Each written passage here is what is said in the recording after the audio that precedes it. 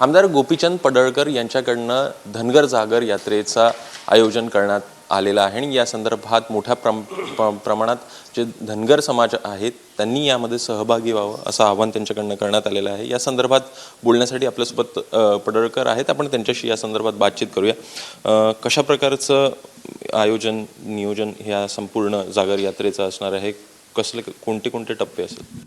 महाराष्ट्रातील धनगर समाजाच्या आरक्षणाची एसटी अंमलबजावणी व्हावी यासाठी उद्यापासून मी धनगर जागर यात्रेचं सुरुवात करतोय आणि याची सुरुवात मराठवाड्यातून यल्डा येथून होतीये आणि उद्या 4 ठिकाणी या सभा आहेत।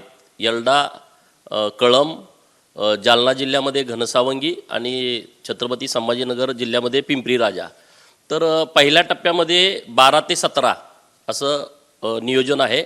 मराठवाडा, विदर्भ, खानदेश, पश्चिम महाराष्ट्र आणि कोकण अशा सर्व ठिकाणी 20-22 सभांचं आयोजन केलेलं आहे।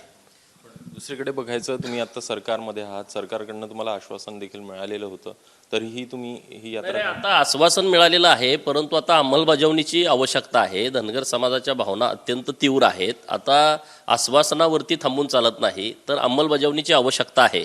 सरकार प्रयत्न करते आमच्या बाजूनं, ही गोष्ट खरी आहे, परंतु आता लोकांच्या भावना तीव्र असल्यामुळं आता उद्यापासून आम्ही लोकांच्या मध्ये जातोय आणि लोकांचं मोठ्या प्रमाणामध्ये समर्थन या यात्रेला मिळतंय। 22 तारखेला माझा दसरा मेळावा आहे। हा पहिला टप्पा करून 22 तारखेला दसरा मेळावा आरेवाडी, तालुका कवठेमहांकाळ, जिल्हा सांगली येथे बिरोबा बनामध्ये असतो। यावर्षी मोठ्या प्रमाणात तिथेही लोक येतील।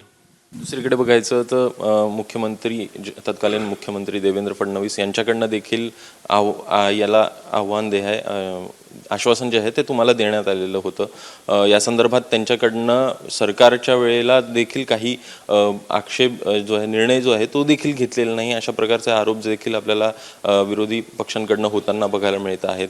याकडे कसं बघता आहे? आता पण सरकारमध्ये ते आहेत, त्यांच्याशी तुमचं काही बोलणं झालं आहे? विरोधी पक्षाला फक्त राजकारण करायचं आहे। विरोधी पक्ष कुठलीही कृती धनगर समाजाच्या बाबतीत कधीच त्यांनी केलेली नाही, त्यामुळे त्यांना कुठला नैतिक अधिकार या विषयावरती बोलण्याचा नाही आणि ते जरी काय बोलले तर आमची लोक त्यांना सिरियसली घेत नाहीत।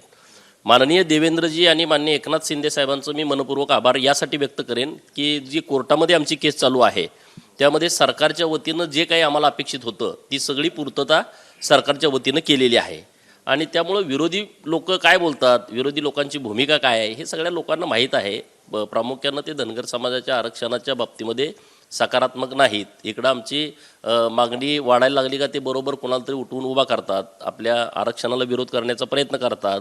कोणीतरी आदिवासी हक्क परिषदेला जातो, इकडं त्यांचीच काही लोक येऊन धनगर आरक्षण मिळालं पाहिजे असे दुटप्पी भूमिका घेतात, परंतु त्या राजकारणात मला जायचं नाही। आम्हाला आता सगळ्या लोकांची एकच भावना आहे की अंमलबजावणी तात्काळ झाली पाहिजे आणि त्यासाठी आम्ही दोन्ही बाजूनं प्रयत्न करतोय। सरकारकडेही पाठपुरावा करतोय, जनतेतूनही आम्ही सरकारकडं याची मोठ्या प्रमाणात मागणी करतोय।